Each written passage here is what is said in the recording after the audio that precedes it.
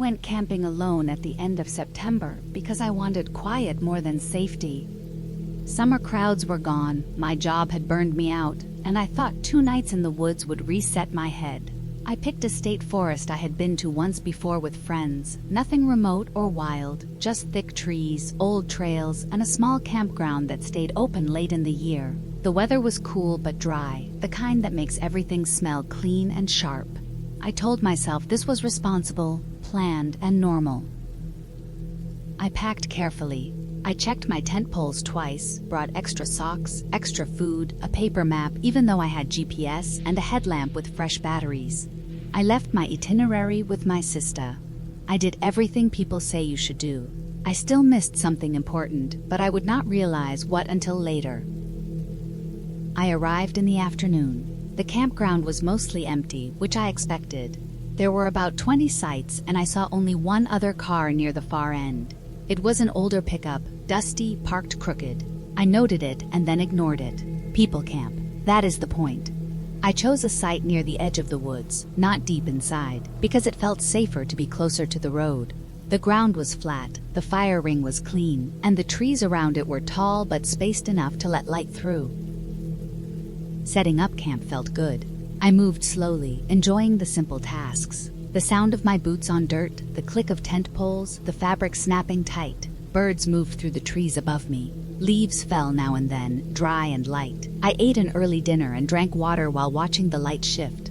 Everything felt calm and ordinary. As evening came, the forest changed in small ways. Shadows stretched longer. The air cooled fast. The sound spread out, less sharp, more distant. I lit a small fire, more for comfort than warmth, and sat close to it. I kept checking my phone even though I had no signal. It was a habit I could not stop. The first strange thing was a smell. It was faint at first, just a hint of something sour mixed with smoke. I assumed it was my fire or maybe the other camper burning trash. It drifted away and came back. I ignored it. The forest carries smells in odd ways. When it got fully dark, I put out the fire. I did not want to waste wood or draw attention. I zipped myself into the tent and laid out my sleeping bag. The ground felt colder than I expected, even with my pad. I lay on my back and listened to the woods settle. Small animals moved. Branches creaked. Wind pushed through leaves. All of it felt normal. Sometime later, I heard footsteps. At first, I told myself it was an animal. The sound was slow and uneven, not light like a deer, not quick like a raccoon. It stopped, then started again. I stayed still, holding my breath without meaning to. The steps moved past my sight, then faded. I let myself relax. Then they came back. This time they were closer. I could hear the soft crush of leaves, the careful placement of weight. I noticed how regular the sound was, too regular. Animals do not move like that. I felt my stomach tighten. I did not move. I did not reach for my phone or my light. I stayed quiet and listened. The steps stopped near my tent. I could feel the presence of something outside, not see it, but sense it. The nylon wall between us felt thin, like paper. I waited for a sound, a cough, a breath, anything that would explain it. Nothing came. After a long time, the steps moved away again. I did not sleep much after that. I drifted in and out, waking at every sound. At one point, I thought I heard metal clink, like something being set down. Another time, I smelled that sour smoke smell again, stronger now. I kept telling myself not to panic. Panic makes bad choices. When morning came, I felt relief wash over me so fast it made me dizzy. Sunlight filtered through the tent fabric, turning everything pale gold. Birds were loud again. The forest looked harmless. I laughed quietly at myself, embarrassed by how scared I had been.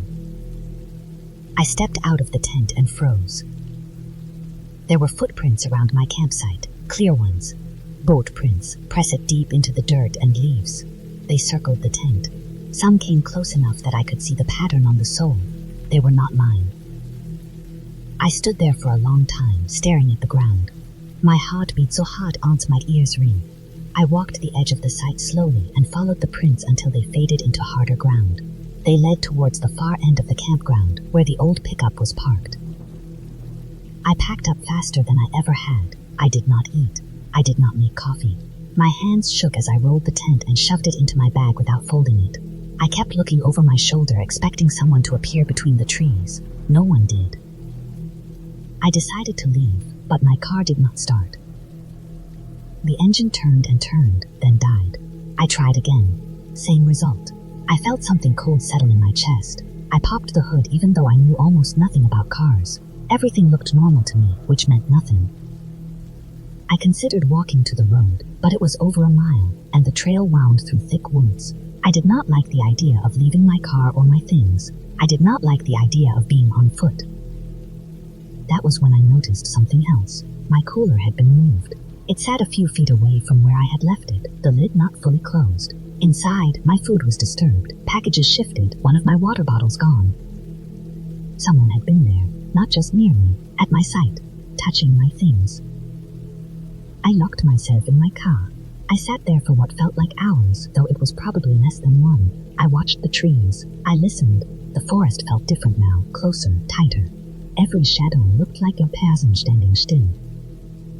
Eventually, another car entered the campground. A small SUV with a bike rack. The sound of it on gravel felt like rescue. I got out and walked toward it, staying in the open. I did not run. I did not wave. I just made myself visible.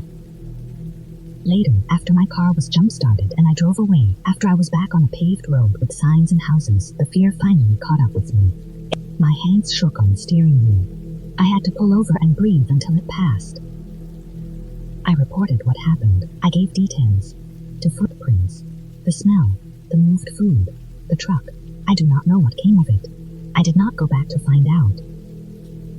I still think about that night. Not as a story to tell for fun, but as a lesson burned into me.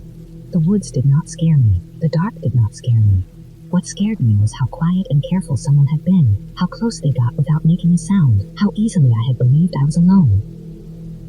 I camp again now, but never alone, and never without listening harder than I want to. That night ended without anyone getting hurt, and I know how rare that is. I drove home alive because nothing worse happened, not because it could not have.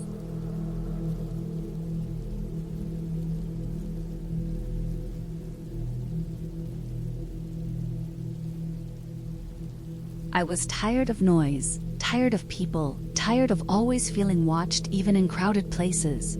I picked a random state forest a few hours away, one that allowed dispersed camping. No reservations, no campsites close together, no crowds. Just trees, dirt, and silence. I packed light but carefully. Tent, sleeping bag, small stove, food, water, flashlight, extra batteries, first aid kit. I left my phone on airplane mode to save battery, but I kept it with me. I told one person where I was going and when I would be back. I thought that was enough. The drive itself felt like part of the escape. The road slowly turned from wide highways into narrow roads with cracks and weeds growing through the edges. The trees grew thicker, blocking out the sky in places. By the time I parked, there were no other cars around. That should have been my first warning, but I ignored it. I liked the idea of being completely alone. I locked my car out of habit and started walking with my pack. I followed a faint trail for a while, then stepped off it like the map suggested. The forest swallowed sound in a strange way. My footsteps felt loud at first, then dull, like the ground was absorbing them. I found a flat spot near a small creek. The water moved slowly, barely making noise, but it felt comforting.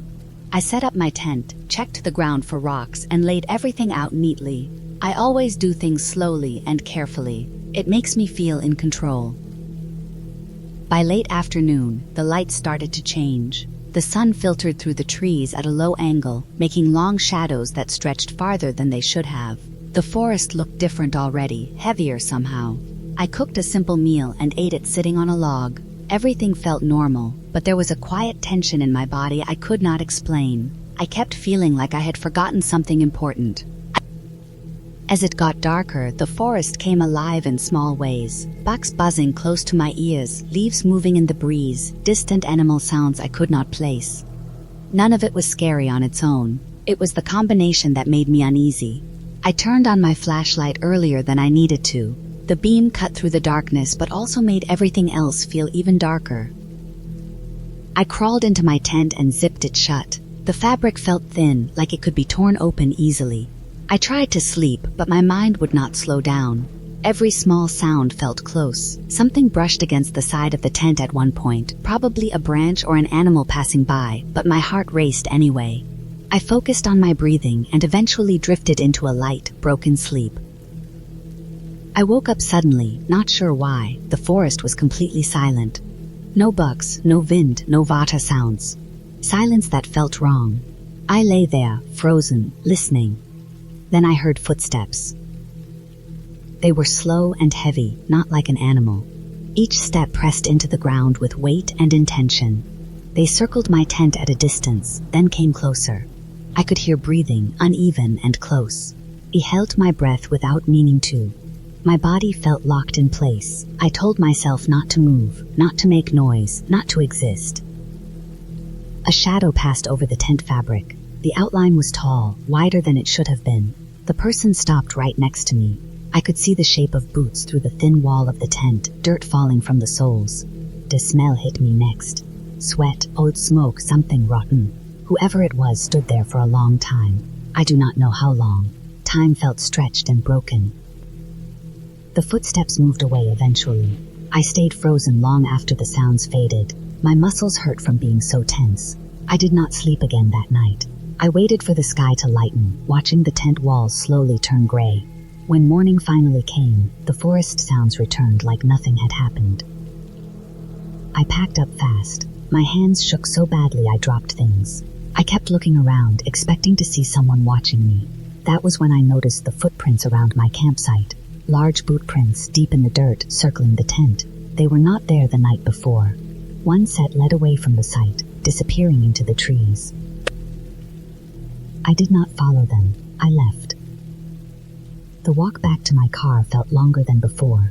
Every sound made me jump.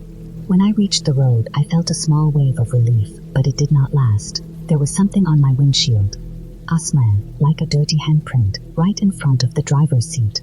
My stomach dropped. I cleaned it off with my sleeve and got into the car, locking the doors immediately. As I drove away, I checked my mirrors constantly. I expected to see someone standing at the edge of the road, watching me leave.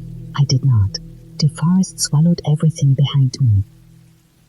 When I got home, I tried to convince myself it was just a random person passing through. Maybe another camper. Maybe someone lost. But the silence, the way they stood there, the footprints so close to my tent, none of it felt random. I never went back to that forest. I still camp sometimes, but never alone and never far from other people. I learned something that night. Being alone in the wild is not peaceful the way people say it is. It strips away the safety you do not realize you depend on. Whatever that person wanted, I am glad I never found out. I left with my life, and that is the clearest ending I could have hoped for.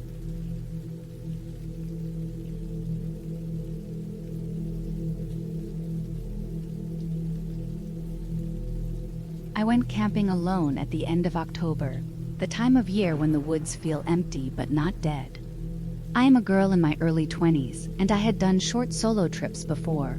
I told myself this one would be the same. I drove for hours until the road turned from smooth blacktop to cracked pavement and then to dirt.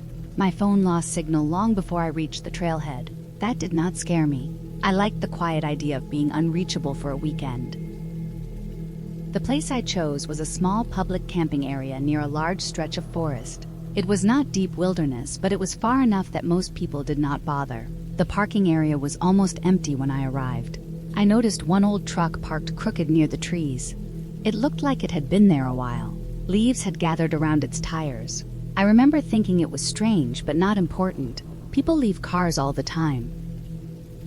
I hiked in with my pack feeling calm. The air smelled like wet leaves and pine. My boots sunk slightly into the soft ground.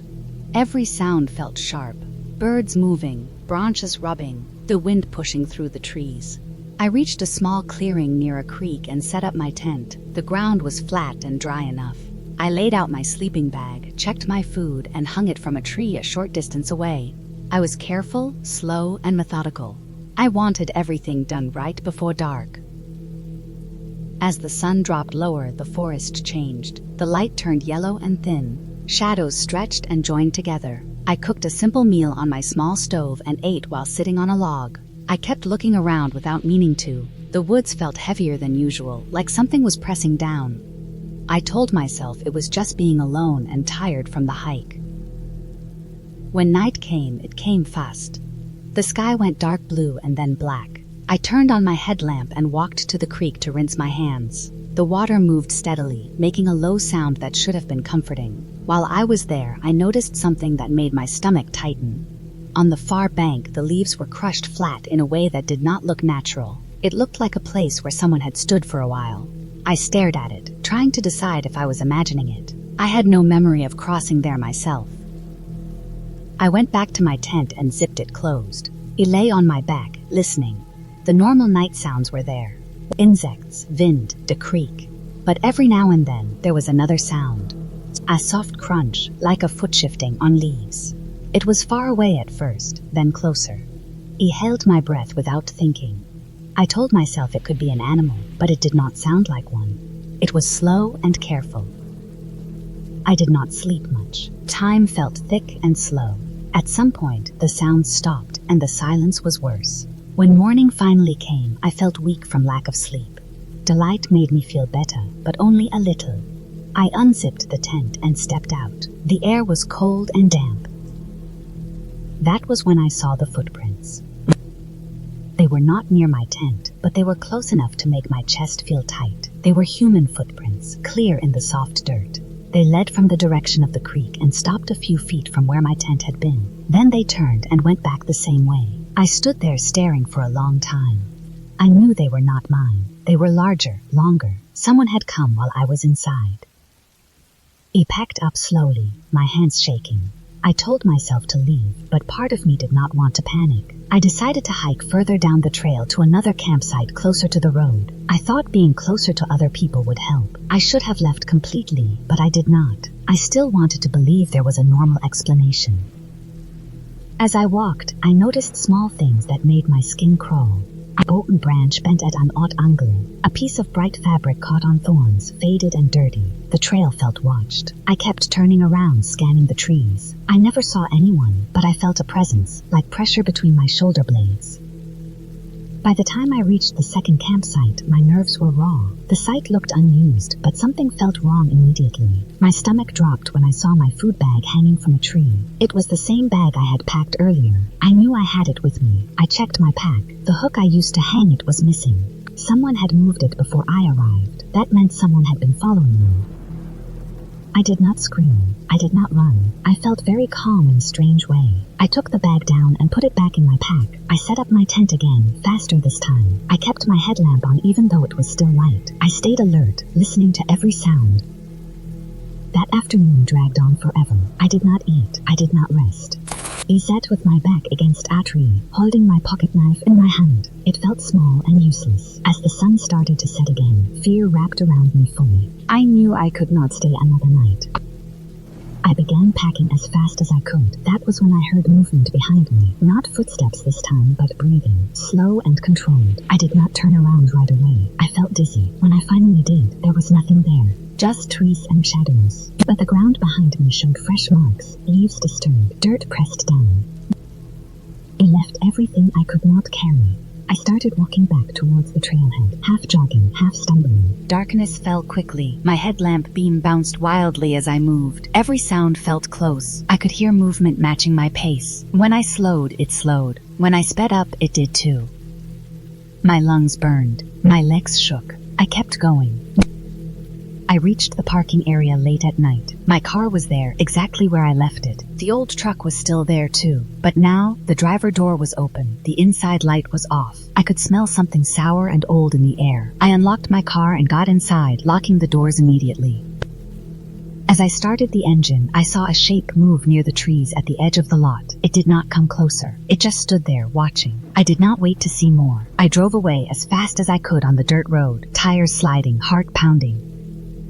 I did not stop until I reached a gas station with bright lights and people. I sat in my car for a long time before getting out. My hands would not stop shaking. Later, I reported what happened. They found signs of someone living rough in the woods near the campsites. They said it was likely someone who avoided people and watched from a distance. They said I was lucky. I still think about that trip. I think about how quiet the woods were and how easily someone could move without being seen. I did not see a face. I did not hear a voice. That makes it worse. What scared me was not something unreal. It was the knowledge that a real person was close enough to watch me sleep, close enough to follow me without making a mistake, and close enough that if I had stayed one more night, I might not have left at all.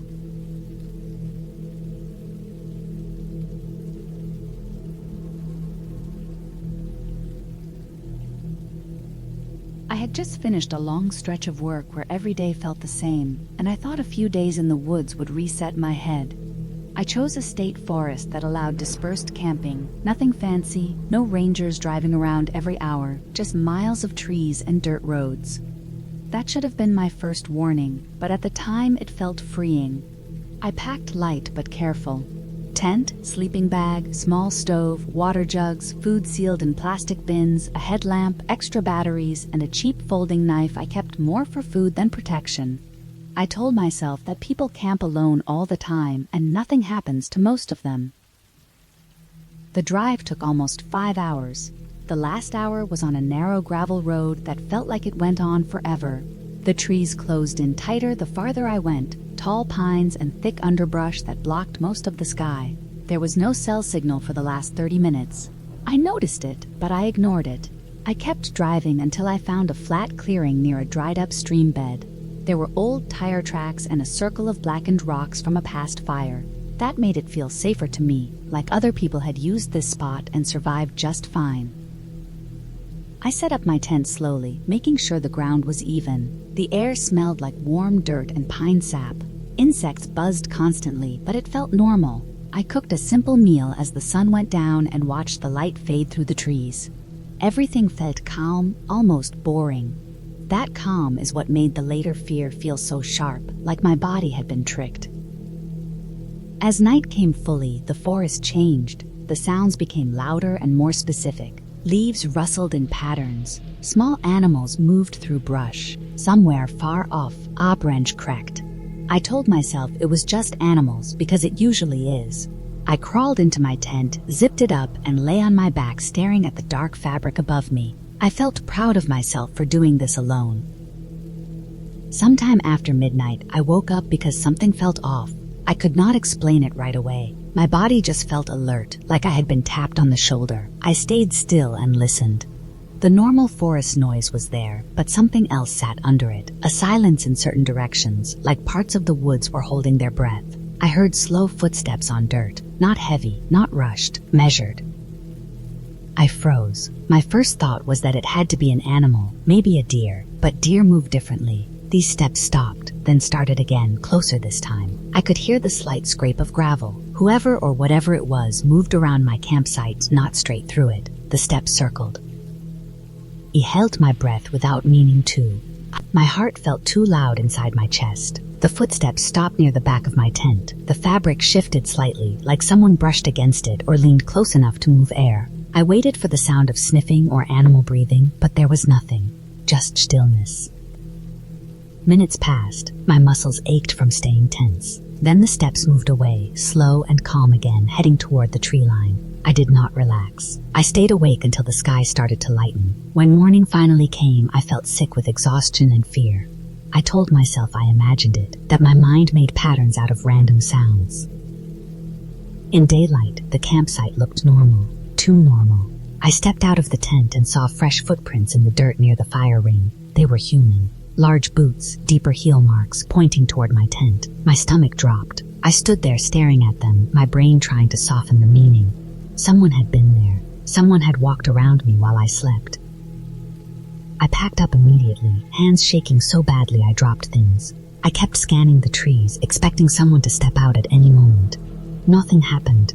I told myself the person had passed through and left. I decided to stay one more night because packing everything into the car and driving tired on that road felt dangerous too. I convinced myself daylight fear was worse than night reality. That night, I stayed awake on purpose. I turned off my headlamp and lay still, listening. Hours passed. Just when I started to think maybe it was over, the footsteps returned. This time they came straight toward the tent. No circling. No hesitation. They stopped right outside the entrance. The zipper moved. just slightly. Not opening, not closing, just a test, like fingers brushing against it to feel resistance. I pressed my hand against the fabric from the inside without thinking, trying to keep it closed. My breath came fast and shallow. The zipper did not move again. Instead, I felt weight against the side of the tent. A knee or a shoulder pressed into it, stretching the fabric. I could see the shadow of a body blocking starlight. The pressure stayed for a long time. My arm burned from holding tension. I thought about screaming, but the sound died in my throat. I knew that no one could hear me anyway. Eventually, the pressure lifted. The shadow moved away. The footsteps retreated, slower than before, like whoever it was had all the time in the world. I did not sleep at all after that. At first light, I found new marks in the dirt. The same boot prints, closer to the tent this time. There were handprints too, pressed into the soil where the ground was softer. I did not try to explain it anymore. I knew what had happened. Someone had found me alone and decided to come back. I packed everything without caring about order. I left trash behind. I did not care. I drove out as fast as the road allowed, flinching at every sound. When I finally reached a paved road and my phone got signal, I pulled over and cried until my chest hurt. Later, I reported it. The ranger listened and nodded, not surprised. They said people wander through those forests more than anyone likes to admit. Some are harmless, some are not. They took notes and thanked me. That was it. I went home and slept in my locked apartment with all the lights on. For weeks after, I woke up at night convinced I heard footsteps. Camping photos online made my skin crawl. I understood something clearly then. Nothing supernatural happened to me. No monster, no ghost, no legend. Just a person who knew I was alone and tested how far they could go. I never went back to that forest. I still like nature, but I learned that silence can hide intention, and darkness does not need fantasy to be terrifying. What scared me the most was not what happened, but what could have happened if the zipper had moved just a little more.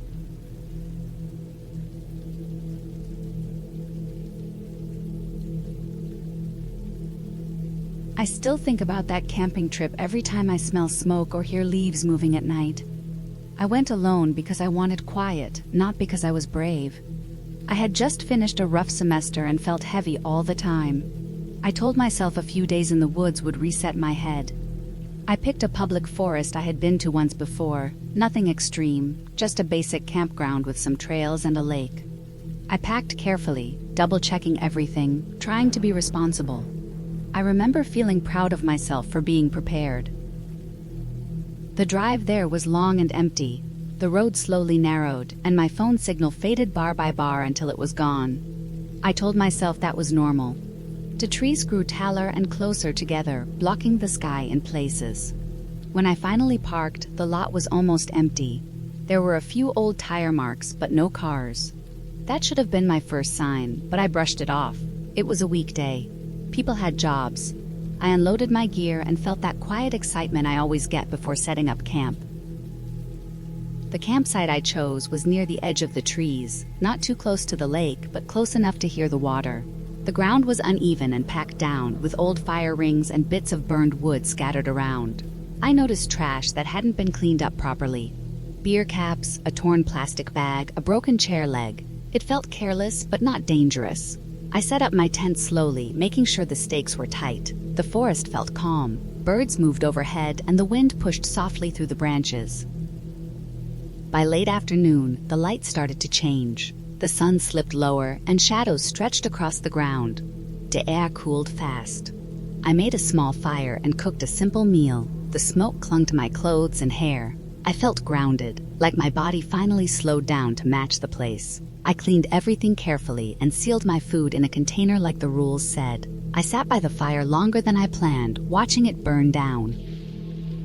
When night came, it came fast. The forest swallowed the light, and the darkness felt thicker than it does in the city. I turned on my headlamp and checked around the campsite. Everything looked normal. The sounds changed, though. The birds were gone, replaced by insects and distant movement. I zipped myself into the tent and lay on my back, listening to my breathing. I expected fear, but at first I felt calm. Sometime later, I woke up without knowing why. My body was tense, like it had been pulled out of sleep. The forest was quiet in a way that felt wrong, like everything had paused. I stayed still, listening. Then I heard something heavy moving far away. Not footsteps exactly, more like weight shifting. I told myself it was an animal, probably a deer or something larger. That explanation should have comforted me, but it didn't. The sound came again, closer this time. I could hear leaves crunching slowly, unevenly. My heart started beating hard enough that I felt it in my throat. I stayed quiet, barely breathing. The steps stopped. The silence that followed felt stretched, like it was pressing on my ears. Then something brushed against the side of my tent.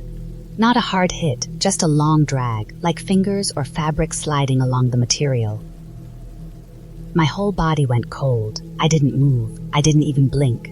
I focused on the thin wall between me and whatever was outside. I could hear my pulse pounding. The brushing stopped, but the presence didn't leave. I could sense it there, standing close, blocking air and sound. I waited for an animal noise, a snort, a shuffle, anything that would explain it. Nothing came. After what felt like forever, the weight shifted again. Slow steps circled the tent. I could tell by the sound pattern that it wasn't walking on 4 legs. The steps were too even, too deliberate. I felt sick as that realization settled in. The rules I had read before the trip replayed in my head. Most of them talked about animals. None of them talked about people. The steps stopped near the front of my tent. I stared at the zipper, half expecting it to move. My hands were shaking so badly I had to press them into the ground to keep them still. I thought about my car, parked far away in the dark. I thought about how no one knew exactly where I was. I thought about how quiet the forest was, like it was watching. The sound of breathing reached me through the thin fabric. Slow, controlled, too close. Whoever was there stayed like that for a long time. I don't know how long exactly, because time stopped making sense. My muscles ached from staying still. My mouth was dry. Every second stretched. Finally, the breathing moved away. The steps retreated into the trees, fading slowly instead of rushing off. I didn't sleep after that. I sat upright inside the tent until the sky started to lighten. Every sound made me flinch. Branches snapping, leaves falling, distant animal calls. When the sun finally rose, I felt exposed instead of relieved. Daylight showed footprints around my campsite. They were deep and clear in the dirt. Boot prints, human ones. They circled my tent more than once.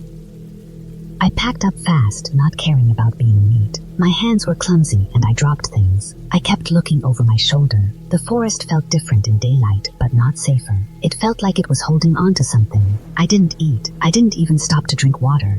I just loaded everything into my car and locked the doors immediately. The drive out felt endless. Every bend in the road made my stomach twist. When I finally reached the main road and my phone signal came back, I pulled over and sat there shaking. I stayed like that for a long time, letting the fear drain out of my body in waves.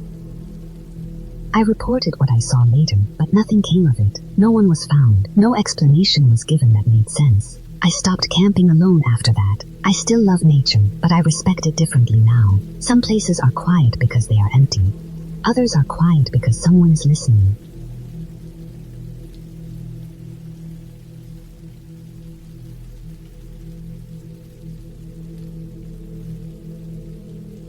I went camping alone in late October, not because I was brave, but because I needed space and quiet more than I needed comfort.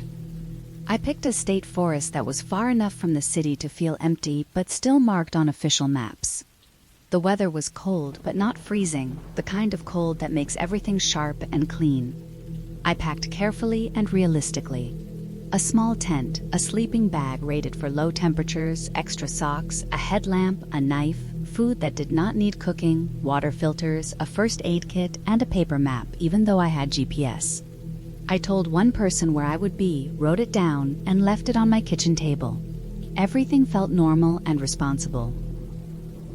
The drive took almost 4 hours. The last hour was on narrow roads with trees pressed close on both sides. Cell service dropped out completely.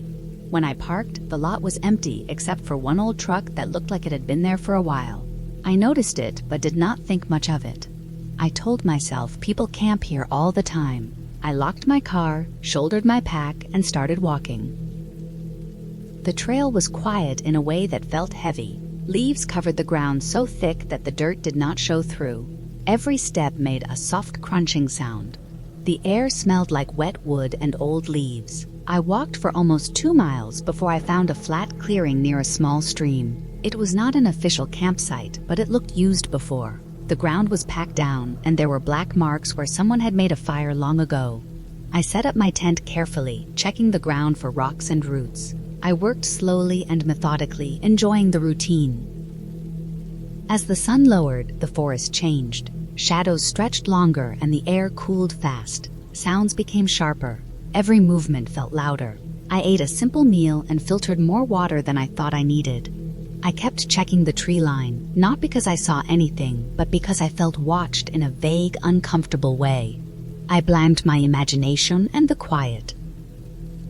That night, I slept lightly. I woke up often to small sounds. Leaves falling, water moving, branches shifting in the wind. Nothing stood out as wrong, but my body never fully relaxed. At some point before morning, I noticed something new, a smell. It was faint but out of place. It smelled like cigarette smoke. I told myself it was stuck in my clothes from somewhere else. I rolled over and forced myself back to sleep. In the morning, I found footprints near the stream that were not mine. They were fresh and clear in the damp ground.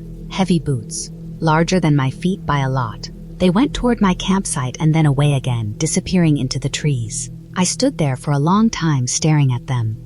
My heart beat fast, but I told myself hikers pass through here all the time. I packed up slower than usual, double-checking everything, feeling stupid for being nervous. I decided to stay another night. I told myself leaving early would mean I let fear win over nothing.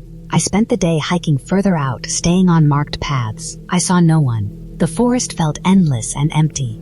Still, small things kept bothering me. A broken branch that looked fresh, a crushed patch of leaves where someone might have sat. The same cigarette smell, once or twice, faint but real. By late afternoon, the sky darkened faster than expected. Clouds rolled in, heavy and low. The light faded early. I headed back to my campsite with a tight feeling in my chest. When I got there, something was wrong immediately. My tent was zipped differently than I left it. The stakes on one side were pulled loose and reset crookedly. Nothing inside was taken. Nothing was moved much. It was worse than if something had been stolen. Someone had touched my things and left them. I felt cold all over, even though I was wearing layers. My hands shook as I checked my pack and supplies. Everything was still there. I told myself someone might have been curious or mistaken the site for theirs. I knew that was a lie. No one does that silently, carefully, and leaves. I considered leaving right then, but the sky was already darkening fast. The trail back would be dangerous at night, especially with rain starting. I told myself one more night would be fine. I set up a small perimeter of noise traps using sticks and metal items from my pack. It made me feel slightly better. That night was different. The forest was too quiet. No wind, no insects. Even the stream sounded lower. I lay awake listening to my own breathing. Sometime after midnight, I heard movement, slow and deliberate. Footsteps, careful, not stepping on branches. They circled the clearing once. I stayed frozen, barely breathing. The footsteps stopped near my tent. I could hear someone shifting weight, standing still. I waited for noise, for a cough, for anything. Nothing came. Minutes passed. My muscles burned from staying still. Then the footsteps moved away, deeper into the trees. I did not sleep again. At first light, I packed everything as fast as I could without making mistakes. My hands were numb. When I stood up, I saw something that made my stomach drop. Near where my head had been in the tent, pressed into the ground, was a clear footprint, heavy boot, deep, close enough that the person would have been inches from my face. I did not try to be calm anymore. I left immediately, taking the most direct route back. I kept my head up, scanning constantly. Every sound made me flinch. Halfway back, he found fresh cigarette butts on the tray, still warm. I ran. I did not stop running until I saw the parking lot. The old truck was still there. So was another car I did not recognize. I threw my pack into my trunk and locked myself inside my car before starting it. I drove away shaking, checking my mirrors the entire time. When I got home, I reported what happened. They told me there had been complaints before. Someone living rough in the forest, following solo campers, never approaching directly, never staying in one place long enough to catch. I stopped camping alone after that. I still think about how quiet it was, how close someone stood while I slept, how nothing supernatural or dramatic happened. Just a person, watching, waiting, choosing not to be seen. That is what stays with me, that it was real, and that I was lucky enough to leave.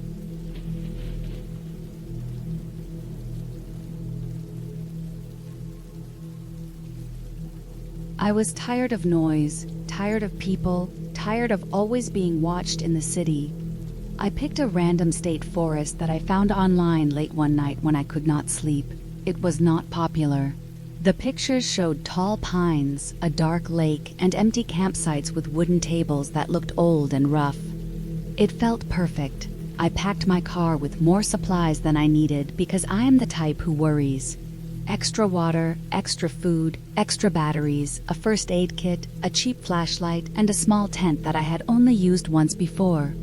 I told one person where I was going and when I would be back, and then I left early in the morning. The drive took hours. The road slowly changed from smooth highways to cracked two-lane roads, then to dirt. My phone lost signal long before I reached the campground. Trees closed in on both sides, thick and tall, blocking the sky in places. When I finally reached the entrance, there was no gate, just a wooden sign with the name of the forest carved into it. It looked faded and worn down, like it had been there for decades. I parked near a map board that showed trails and campsites. Most of the campsites were marked as first come, first served. There were no other cars. That should have made me feel relaxed, but instead it made the place feel heavy and empty in a way I could not explain. I chose a site close to the lake, but still far from the road. The ground was uneven and covered in pine needles. The air smelled damp and cold even though it was summer. I set up my tent slowly, double-checking everything, making sure the stakes were deep. I kept noticing how quiet it was. Not peaceful quiet, but the kind of quiet where you feel like sound is being swallowed. No birds, no insects, nothing. Just the soft movement of the trees when the wind passed through them. I tried to ignore the feeling crawling up my back and told myself I was just not used to being alone like this. As the day went on, I explored a little. I walked along the lake, watching the water move in slow, dark waves. The lake was deeper than it looked, almost black in the center. I noticed footprints in the mud near the shore. They were not fresh, but they were not very old either. Boat prints, big ones. I told myself it was probably a fisherman or a ranger. Still, I kept looking over my shoulder more than I meant to. I went back to my campsite before the sun started to drop. When evening came, the temperature fell fast. I made a small fire and cooked a simple meal. The fire helped, not just with warmth, but with my nerves. Light always helps. I sat there for a long time, watching the flames, listening to the wood crack. As the sky turned dark, the forest seemed to close in even more. Shadows stretched between the trees, deep and thick. The quiet came back, heavier than before. I realized I had not seen another person all day. Not a single sign of anyone else being around. Later that night, when the fire had burned down and I was inside my tent, I heard something that made my body freeze. Footsteps. Slow, steady, and close. They were not animals. Eek knew what animals sounded like. These were heavy, careful steps, moving around my campsite. I held my breath, listening. The steps stopped near my tent, close enough that I could hear the ground shift. I could smell something through the thin fabric, like sweat and dirt. I stayed completely still, hoping whoever it was would think the site was empty. The steps moved away after a while, but I did not sleep. I lay there all night, staring at the dark shape of the tent ceiling, jumping at every sound. Branches snapping far away, something moving through the brush, the wind. When morning finally came, I felt sick with relief. I told myself maybe it was just someone passing through, maybe someone camping nearby. Still, when I stepped outside, I saw new footprints around my tent. The same big boot prints. They circled the site more than once. I should have left right then, I know that now. But I told myself I was being dramatic. I packed a day bag and decided to hike one of the trails, thinking being active would calm me down. The trail led deeper into the forest.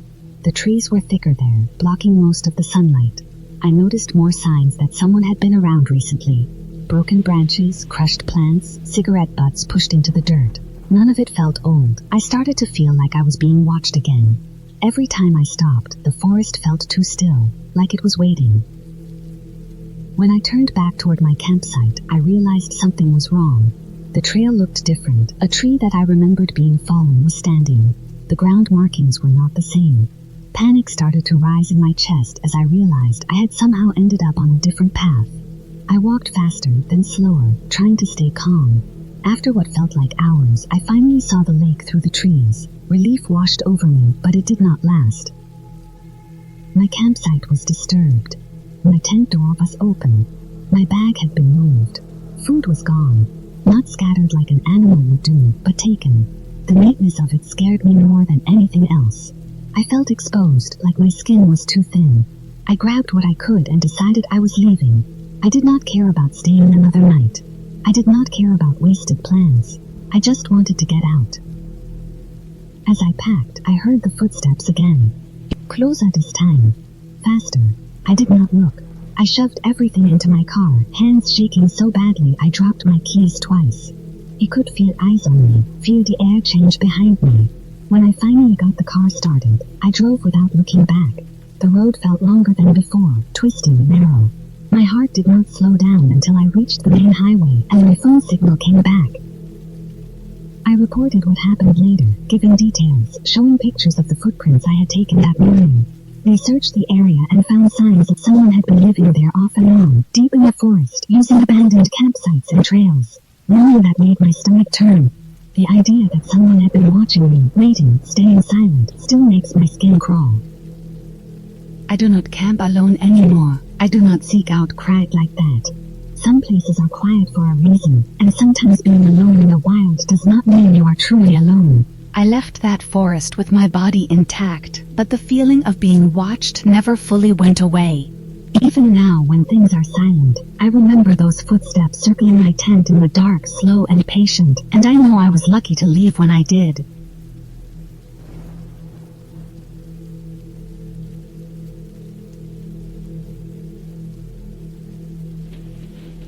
I picked a public forest that was a few hours from my town, a place with long dirt roads, old trail signs, and no cell service once you passed the last ranger station.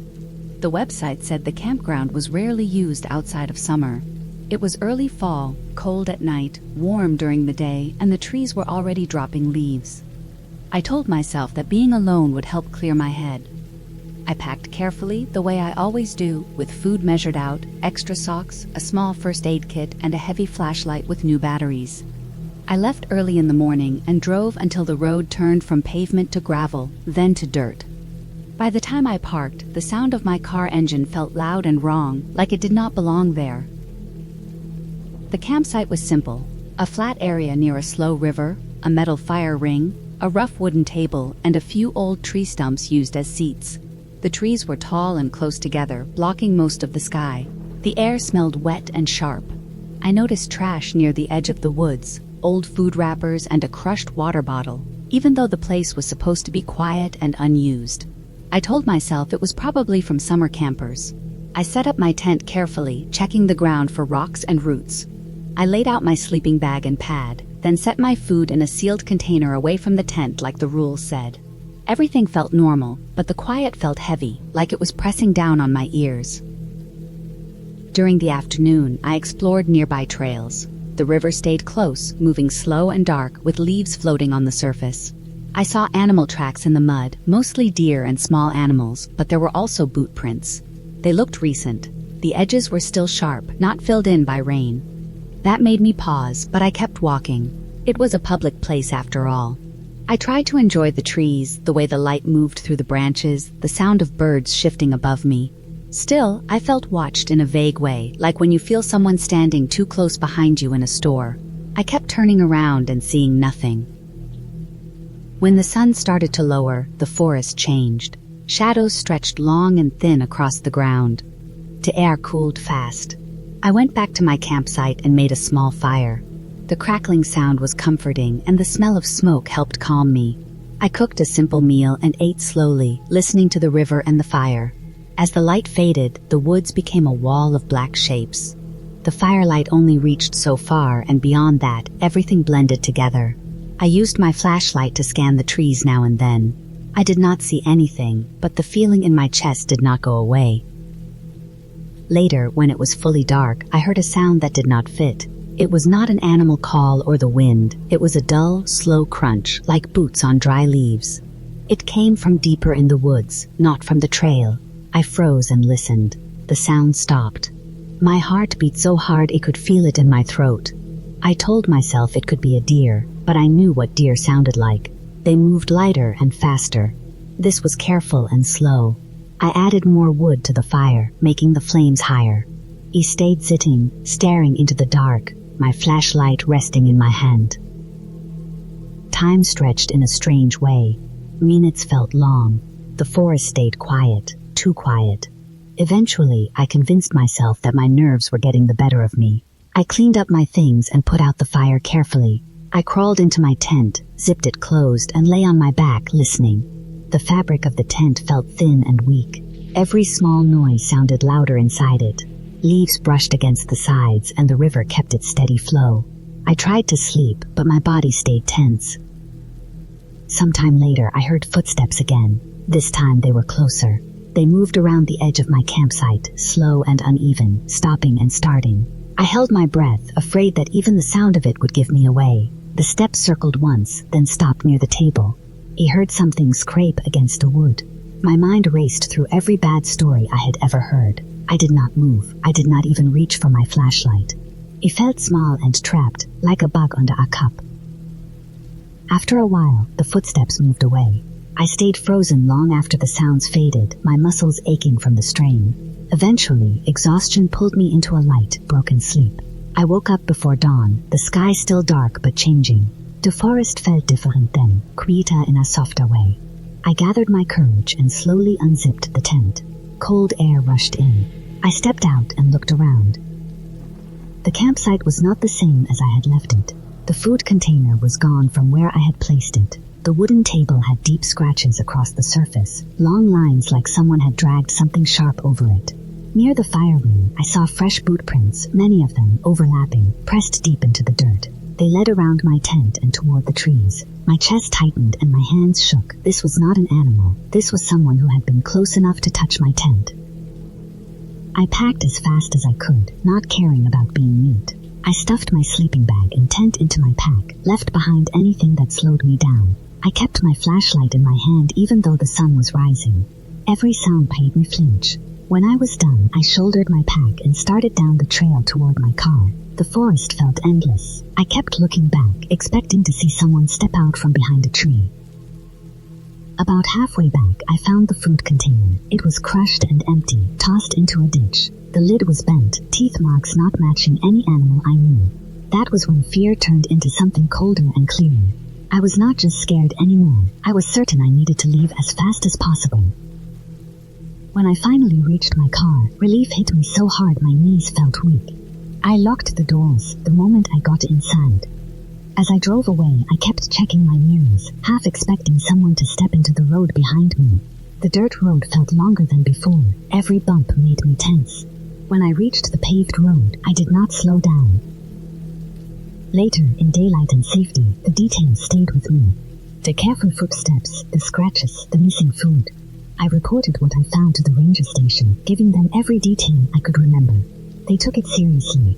They told me others had reported strange signs in that area before, enough to close some campsites quietly. I never went back. Camping had always felt peaceful to me, a way to feel small in a good way.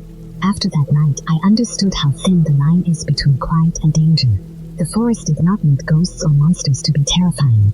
All it needed was one person, willing to move slowly in the dark, close enough to listen to someone breathing inside a thin tent and walk away unseen.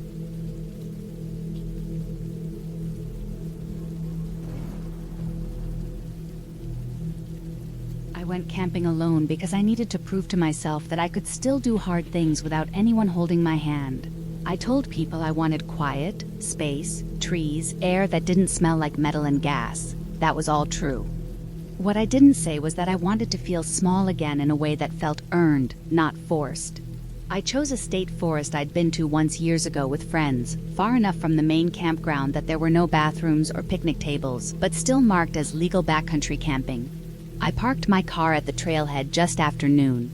The parking lot was empty except for my car and one older pickup with mud caked along the sides. I noticed it, but I didn't think anything of it.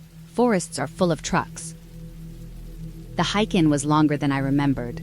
The trail narrowed fast and the trees closed in like they were leaning toward each other on purpose. The air smelled wet and sharp, like old leaves and cold dirt. Every sound felt louder than it should have been. My pack dug into my shoulders and I kept adjusting the straps even though it didn't help. I passed a creek that ran shallow and clear over smooth rocks, and I decided to camp near it so I wouldn't have to walk far for water. I found a flat spot between a cluster of pines where the ground was packed down, like someone had camped there before. That made me feel better at first. Setting up the tent took longer than it should have. My hands were clumsy, and I kept dropping stakes into the leaves. The woods were quiet in that way that isn't really quiet, just empty of human noise. Birds moved above me, branches creaked, something small rustled and stopped. When the tent was finally up, I sat inside it for a minute just to breathe. The thin fabric didn't block much, but it felt like a boundary I needed.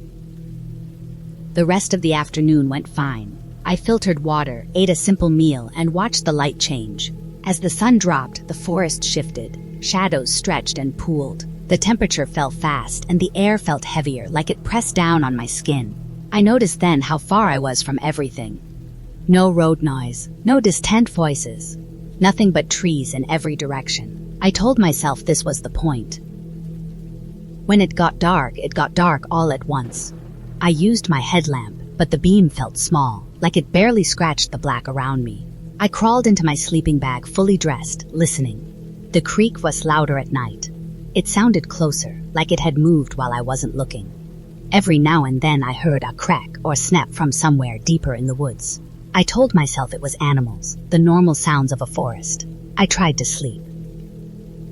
I don't know how long I was out before I woke up, but I woke up hard, like someone had dropped me. My heart was racing, and my mouth was dry. For a few seconds I didn't know where I was. Then it came back, and with it came the feeling that something was wrong. I lay still, listening. The creek was still there, steady and familiar. But something else was different. There was a sound that didn't belong, faint but regular. A crunching noise, slow and careful, like footsteps placed on purpose. I told myself not to panic. I told myself animals walk too. I waited. The sound stopped. I held my breath without meaning to. Then it started again, closer this time, circling instead of passing through. I felt the shape of the tent around me, how thin it was, how useless. I reached for my headlamp and turned it on, the sudden light making my eyes sting. The sound stopped again. I listened until my ears felt hot. Nothing. I stayed awake for a long time after that. When I finally drifted off, it was shallow and broken. I woke again just before dawn, the sky pale and gray through the tent fabric. My body felt heavy and sore, like I hadn't rested at all. I told myself I'd imagined the whole thing. Fear does that. Being alone does that. I crawled out of the tent to cold air and silence. The forest looked normal, almost peaceful in the early light. That's when I saw the ground around my campsite. The leaves were disturbed in wide arcs, pressed down and scuffed. Footprints cut through them. Human footprints. They weren't fresh enough to be wet, but they were clear. They circled the tent. Not once, several times, close enough that whoever made them could have touched the fabric. I stood there staring until my legs started to shake. I didn't think about it. I didn't analyze it. I packed up fast, hands numb, heart pounding. I didn't eat. I didn't boil water. I just shoved things into my pack and collapsed the tent, stuffing it without care. Every sound made me flinch. I felt watched, even though I couldn't see anyone. I left the campsite and took the trail back towards the parking lot, moving faster than I should have with a full pack. I kept turning around. The forest looked the same every time. Trees, brush, light shifting through branches. But I couldn't shake the feeling that something had changed, like I was now part of the place in a way I didn't want to be. About halfway back, I found a spot where the trail narrowed between thick brush. The leaves were crushed there, more than elsewhere, and there were more footprints, clearer this time. They overlapped mine from the way in. Someone had been following the trail after I passed, not before. I felt sick. I didn't stop. I didn't slow down. I kept going, breath loud in my ears. When I finally saw the parking lot through the trees, I almost cried. My car was still there. The old pickup was gone. I dropped my pack beside the car and unlocked the door with shaking hands. Before I got in, I looked around one last time. Near the edge of the lot, just past where the trees started, the leaves were pressed down again, like someone had stood there for a while, watching the trail. I got in the car and locked the doors. I sat there for a minute with my hands on the wheel, breathing hard. Nothing happened. No one came out of the trees. The forest stayed still. Eventually, I started the engine and drove away. I didn't report it. I didn't tell anyone the full story. I told people the trip was fine, but shorter than planned. I cleaned my gear when I got home and found dirt ground into the bottom of my tent, darker than the rest. I threw that tent away. I still like the woods. I still hike, but I don't camp alone anymore, and I don't stay places that look like someone else has already been there too many times.